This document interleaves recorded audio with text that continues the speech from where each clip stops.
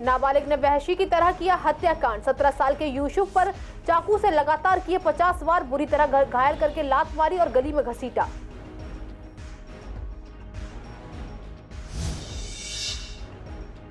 CNG की कीमतों में फिर हुई बढ़ोतरी। गुरुवार सुबह से रेट्स हुए लागू। पूर्वी दिल्ली के लोगों का कहना, जेब पर पड़ेगा काफी असर।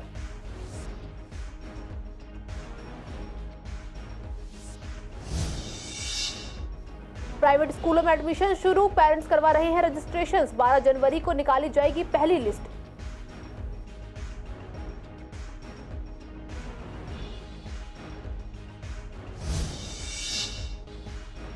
पूर्वी दिल्ली में ट्रैफिक पुलिस कर रही है पॉल्यूशन चेकिंग। काटा जा रहा है चालान। BS3 पेट्रोल और BS4 डीजल वाहनों पर लगा हुआ है प्रतिबंध।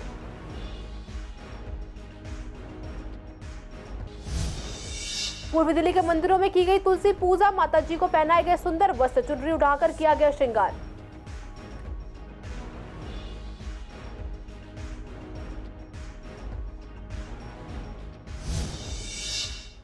नमस्कार, आप देख रहे हैं CCN लाइव। मैं हूं आपके साथ काजल चौधरी। स्वागत है आपका हमारे खास कार्यक्रम पूर्वी दिल्ली खास में। कुछ खास खबरों के साथ करते हैं बुलेटिन की शुरुआत। वेलकम में मंगलवार रात को 17 साल के यूसुफ की जिस तरह निर्ममता से हत्या की गई और उसके साथ जो दरिंदगी की गई, उससे रोंगटे खड़े हो जाते हैं। इस घटना का जो CCTV वीडियो सामने आया है, उसमें नाबालिग हत्यारे की निर्ममता और साथ ही जालिमाना तरीके से किए गए वार से दिल दहला जाता है। CCTV फुटेज इतना भयानक है कि हत्यारे का वहशीपना देखा भी नहीं जा सकता। CCTV में यूसुफ पर वह आरोपी जानवरों की तरह चेहरे और गले पर चाकू से हमला करते हुए नजर आए हैं। इस दौरान कभी वह चेहरे को लात से मारता तो कभी बाल घसीटकर गली में ले जाते हुए दिखा है।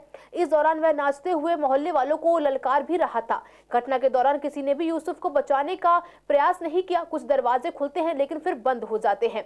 आरोपी ने यूसुफ की गर्दन पर चाकू के इतने वार किए कि उसकी गर्दन लगभग अलग हो गई थी। स्थानीय लोगों ने दावा किया है कि आरोपी पहले भी हत्या के मामलों में शामिल रह चुका है। आपको बता दें कि लूट का विरोध करने पर आरोपी ने पहले गला दबाया, फिर चाकू से ताबड़तोड़ 50 से ज्यादा वार कर दिए। खून से लथपथ किशोर को नजदीकी अस्पताल ले जाया गया, जहां उसे मृत घोषित कर दिया। पुलिस ने उसे गिरफ्तार किया, चाकू बरामद किया और उसके बाद JJ बोर्ड के सामने पेश किया, जहां से उसे बाल सुधार गृह भेज दिया गया है। नाबालिग होने का फायदा उठाकर आरोपी जल्द ही बाल सुधार गृह से बाहर आ जाता है। आरोपी ने यह तीसरी वारदात को अंजाम दिया है। दिल्ली NCR और उसके आसपास के इलाकों में एक बार फिर से CNG की कीमतों में बढ़ोतरी की गई है। गुरुवार सुबह दिल्ली के साथ साथ नोएडा, ग्रेटर नोएडा, गाजियाबाद और उसके आसपास के इलाकों में CNG की कीमतों में 1 रुपए की बढ़ोतरी की गई है। IGL द्वारा जारी रेट्स सारे स्टेशनों पर आज सुबह 6 बजे से लागू कर दिए गए हैं। गुरुवार सुबह से दिल्ली के साथ साथ नोएडा, ग्रेटर नोएडा और गाजियाबाद में CNG 1 रुपए प्रति किलो महंगा मिल रहा है। इसी को लेकर हमारे संवाददाता विवेक पठानिया ने ऑटो टेम्पो वालों और आम जनता से बात की, तो उन्होंने बताया कि यह ठीक नहीं है।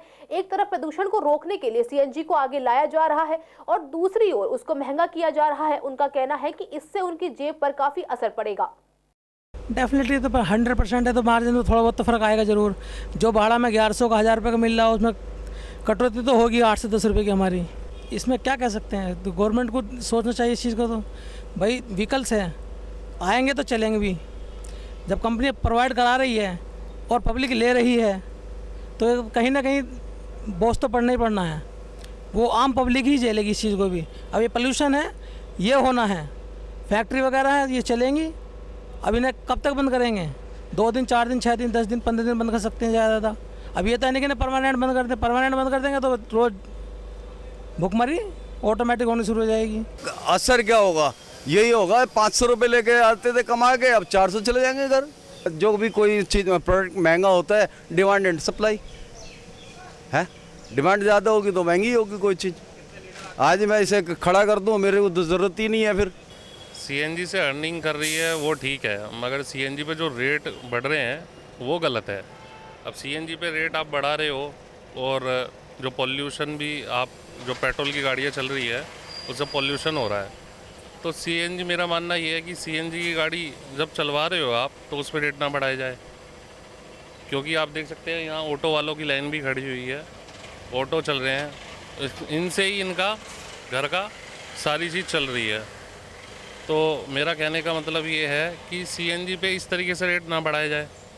प्राइवेट स्कूलों में नर्सरी, केजी और पहली कक्षा में एडमिशन शुरू हो चुके हैं। ऐसे में आज से पेरेंट्स स्कूलों में जाकर ऑनलाइन या फिर वॉक इन के जरिए बच्चों का रजिस्ट्रेशन करवा सकते हैं। एडमिशन इंचार्ज और प्रिंसिपल ने बताया कि 15 दिसंबर तक रजिस्ट्रेशन चलने वाले हैं और उसके बाद 12 जनवरी को पहली लिस्ट निकाली जाएगी और फिर उसके बाद लकी ड्रॉ। एडमिशन इंचार्ज ने बताया कि स्टूडेंट के लिए पॉइंट सिस्टम रखा गया है, जिसमें डिस्टेंस सिबलिंग्स क्राइटेरिया रखा गया है, जिससे कि पेरेंट्स को कोई परेशानी ना हो।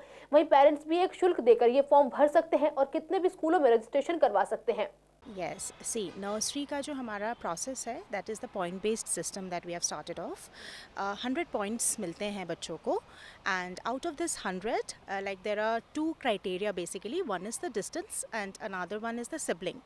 And अगर मैं आपको मतलब बताऊं कि कितनी सीट्स हैं हमारे, तो it is 60 seats we are running with, and जिसमें से EWS की एक रिजर्व्ड कैटेगरी होती है जिसमें 25% का क्राइटेरिया है एज पर द ड्यूवी, सो इट इज़ 15 ऑलमोस्ट जो हमें रिजर्व करके रखनी होती है। So general seats is 45। Ma'am, registration के लिए बच्चों का बर्थ सर्टिफिकेट रिक्वायर्ड है, आधार कार्ड पेरेंट्स का लेते हैं हम लोग, उनका एड्रेस प्रूफ हमको चाहिए होता है डिस्टेंस वेरीफाई करने के लिए। हमारा क्राइटेरिया डिस्टेंस एंड सब सिबलिंग है, तो सिबलिंग वेरीफाई हमारे पास से ही होता है and distance comes by there address proof. But pre nursery and nursery में न्यू स्टूडेंट्स आते हैं, सो बस हमारी सीट्स, हमारे forms last time more than 1000 forms के ऊपर आए थे फॉर्म्स हमारे पास। तो अलग अलग ऑनलाइन प्लेटफॉर्म से भी फॉर्म्स आते हैं हमारे पास एंड ऑफलाइन भी फॉर्म्स आते हैं। नॉर्मल पेरेंट्स भी आते हैं, स्कूल विजिट भी करते हैं, क्लासेस भी देखते हैं। हमारा वर्चुअल टूर भी है ऑनलाइन। सो कोई पेरेंट अगर जैसे ऑनलाइन के टाइम में पेरेंट अगर स्कूल विजिट नहीं कर पा रहा तो फिर वो virtually he can visit the school. नहीं, स्कूल का रिस्पांस तो बहुत अच्छा है। पेरेंट्स जो है फॉर्म भर रहे हैं और काफ़ी ज़्यादा से ज़्यादा रजिस्ट्रेशन हमारे स्कूल में हो रहे हैं।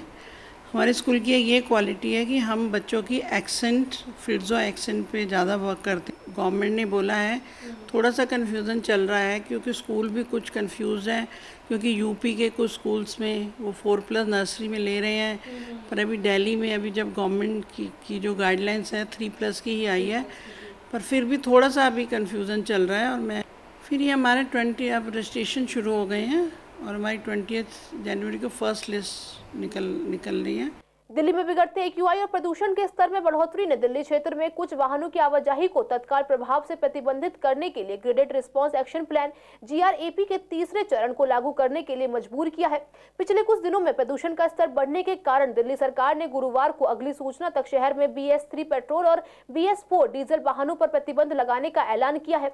यदि आपके पास पुराने कार या दोपहिया वाहन है जिसके पास BS3 पेट्रोल या BS4 डीजल सर्टिफिकेशन नहीं है, तो उन्हें राष्ट्रीय राजधानी क्षेत्र की सड़कों पर चलने की अनुमति नहीं दी जाएगी। इसी को लेकर जब हमारे संवाददाता विवेक पठानिया ने पूर्वी दिल्ली का जायजा लिया तो देखा कि ट्रैफिक पुलिस तमाम गाड़ियों को रोककर उनका पॉल्यूशन चेक कर रहे हैं और अगर आपकी गाड़ी का पॉल्यूशन सर्टिफिकेट नहीं पाया जाता है तो और आप खुद गाड़ी चला रहे हैं तो 20,000 का और अगर ड्राइवर चला रहा है तो दोनों को 20,000 का दंड देना होगा।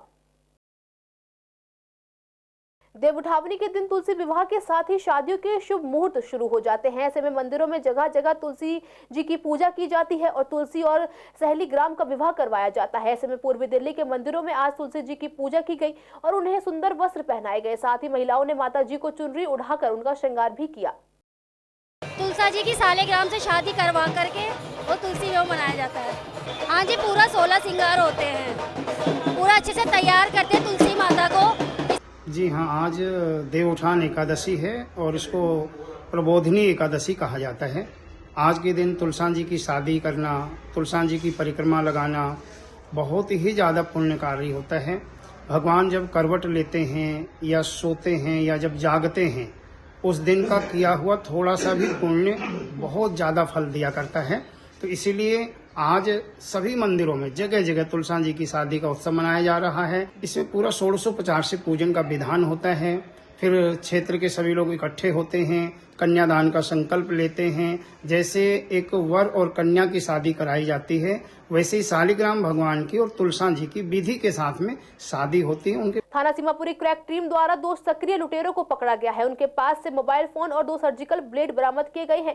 डीसीपी रोहित मीणा ने बताया कि गिरफ्तार आरोपियों की पहचान साहिल और ऋतिक के रूप में हुई है। दरअसल 18 नवंबर को अप्सरा बॉर्डर के पास 2 युवकों द्वारा मोबाइल फोन लूटने के संबंध में एक PCR कॉल प्राप्त हुई, जिसमें शिकायतकर्ता ने बताया कि 2 युवक मोबाइल फोन लूट लूटकर भाग रहे थे। तभी इनमें से एक आरोपी को घटनास्थल पर जनता ने पकड़ लिया था और दूसरा आरोपी विवेक विहार रेलवे की ओर भाग गया। पुलिस ने शिकायतकर्ता के बयान के आधार पर थाना सीमापुरी में मामला दर्ज किया और आगे की जांच शुरू की। घटना की गंभीरता को देखते हुए एसएचओ विनय यादव के नेतृत्व में एक टीम गठित की गई। पूछताछ के दौरान आरोपी साहिल ने खुलासा किया कि उसने ऋतिक उर्फ मोटा के साथ मिलकर इस लूट को अंजाम दिया था। थाना सीमापुरी की क्रैक टीम हरकत में आई और साहिल की निशानदेही पर सह अभियुक्त ऋतिक उर्फ मोटा को पकड़ लिया गया। उसके कब्जे से लूटा हुआ मोबाइल फोन भी बरामद कर लिया गया। पूर्वी दिल्ली लक्ष्मी नगर के रमेश पार्क समुदाय भवन के बाहर लगी तीनों हाई मास्क लाइटें और रमेश पार्क मेन मार्केट के बाहर पार्किंग के निकट लगी एक हाई मास्क लाइट बीते कई महीनों से बंद पड़ी हुई है। बार बार शिकायत दर्ज कराकर उन्हें चालू कराया जाता है और फिर कुछ टाइम बाद ही ये फिर से बंद हो जाती है। आखिर कितनी बार शिकायत दर्ज कराकर इन्हें चालू कराया जाएगा और फिर कितनी बार ये बंद होंगी? ऐसा लगता है कि इनमें कोई घटिया उपकरण लगाए जा रहे हो। इनके बंद होने से नीचे सड़क पर शाम होते ही घोर अंधेरा छा जाता है। पार्किंग और आसपास असामाजिक तत्व सक्रिय हो जाते हैं। नशेड़ी वगैरह आकर शराब पीने लगते हैं। इससे यहाँ से आने जाने वाले लोगों को परेशानी हो रही है। लाइट तो यहाँ पर काफ़ी लंबे समय से इस सर्विस रोड पर बिल्कुल भी लाइट नहीं है। स्ट्रीट लाइट मतलब? हाँ, स्ट्रीट लाइट नहीं है यहाँ पर, काफ़ी लंबे समय से नहीं है। महिलाओं के साथ काफ़ी कुछ छेड़छाड़ इस तरह से अक्सर चलती रहती है। कोई ध्यान नहीं दिया जाता। नेता लोग आते हैं, अपना वोट बैंक भरते हैं और वोट बैंक भर के अपने रास्ते, फिर दोबारा कोई झांकने नहीं आता यहाँ क्या हो रहा है। जमुना पार्क पूर्वी दिल्ली लक्ष्मी नगर क्षेत्र का ये रमेश पार्क इलाका है। यहाँ पे झुग्गियों के बाहर आज तक किसी लाइटें लगाई नहीं गई हैं, जिससे यहाँ पे शाम होते देर घोर अंधकार छा जाता है। असामाजिक तत्व सक्रिय हो जाते हैं। महिलाओं के साथ छेड़खानी की घटनाएं होती रहती हैं। लोग वगैरह नशा भी करते हैं। स्थिति यहाँ पे बहुत ख़राब है। यहाँ पे जल्द से जल्द स्ट्रीट लाइटों की व्यवस्था कराई जानी चाहिए। और यहाँ पे स्ट्रीट लाइट आज तक लगाई नहीं गई है, जिससे यहाँ पे आए दिन चोरी चमारी होती रहती है, छेड़छाड़ भी हो जाती है, जिससे अंधेरा फ़ायदा लोग उठाते हैं। तो यहाँ पे घंघोर अंधेरा छाया रहता है रात के समय। और यहाँ पे अभी तक स्ट्रीट लाइट लगाई नहीं गई है। जल्द से जल्द मांग है कि खाटू श्याम जी के जन्मदिन के मौके पर ज्वालानगर स्थित सत्यनारायण मंदिर में कलश यात्रा का आयोजन किया गया, जिसमें काफी बड़ी संख्या में महिलाओं ने और आसपास के लोगों ने शिरकत की। साथ ही यशपाल जी महाराज ने बताया कि कलश यात्रा के बाद मूर्ति की स्थापना भी की जाएगी। बोलो श्याम प्यारे की आज बहुत खुशी है। खाटू जी का आज जन्मदिन है और श्री सत्यनारायण मंदिर ज्वालानगर में खाटू जी की स्थापना हो रही है। क्षेत्र के बच्चे के अंदर बहुत खुशी है। लोग नाच रहे हैं, उछल रहे हैं, कलश उठा रहे हैं, निशान उठा रहे हैं। आप देखेंगे कितना उत्साह लोगों में है और ये दिन तो रोज़ ही आना चाहिए। इतनी खुशियाँ आज हैं। आज मूर्ति स्थापना हो जाएगी और बहुत वर्षों से इच्छा थी कि खाटू नरेश जी हमारे मंदिर में आएँ, तो आज उनकी प्राण प्रतिष्ठा हो रही है। बहुत खुशी है। घाटू श्याम का, तुलसी माता का घाटू श्याम को बहुत खुशी मिलती है। कलश यात्रा अच्छा लगता है करना। खाटू श्याम बाबा का पहली बार यहाँ उठ रहा है कलश। आज बाबा का बर्थडे है, इसलिए यहाँ कलश भी उठ रहा है। उनका स्थापना भी कराया जाएगा। हमारे श्याम बाबा का जन्मदिन है और हमारे मंदिर में श्याम बाबा की मूर्ति की स्थापना है। आज ऐसा लग रहा है कि जैसे हम तुलसा जी की शादी में आए हैं। बिल्कुल बहुत आनंद आ रहा है। हाँ जी बिल्कुल बहुत आनंद आ रहा है। बहुत ज़्यादा उत्साह है। मन इतना खुश हो रहा है बस पूछो मत। नाच शाहदा जिला में 2 अलग अलग मामलों में 2 थानों ने भगोड़ों को गिरफ्तार किया है। सभी थानों को निर्देश दिया गया था कि अपने अपने इलाके के भगोड़ों को गिरफ्तार कर उन्होंने सलाखों के पीछे डाला जाए। इसी को लेकर सीमापुरी और शाहदरा थाने ने अपने अपने इलाकों के भगोड़ों को गिरफ्तार किया। थाना शाहदरा में उद्घोषित अपराधी को पकड़ने के लिए टीम गठित की गई थी। टीम को फरार भगोड़े गणेश के बारे में गुप्त सूचना मिली थी कि वह शाहदरा के इलाके में आने वाला है। तभी पुलिस ने ट्रैप लगाना शुरू किया। जैसे ही वह अपने घर पर पहुंचा, पुलिस ने उसके ठिकाने पर छापा मारा और उसको गिरफ्तार कर लिया। वहीं दूसरी तरफ सीमापुरी ने भी आरोपी को पकड़ने के लिए टीम गठित की और आरोपी फहीम को उसी के घर से गिरफ्तार कर लिया। दिल्ली में स्नैचिंग अब इतनी आम हो गई है कि लोगों को सड़क पर चलते हुए भी डर लगने लगा है। यह डर इसीलिए भी है कि लोगों को लगता है कि कहीं लूटपाट के साथ साथ उनकी जान पर भी ना बन जाए।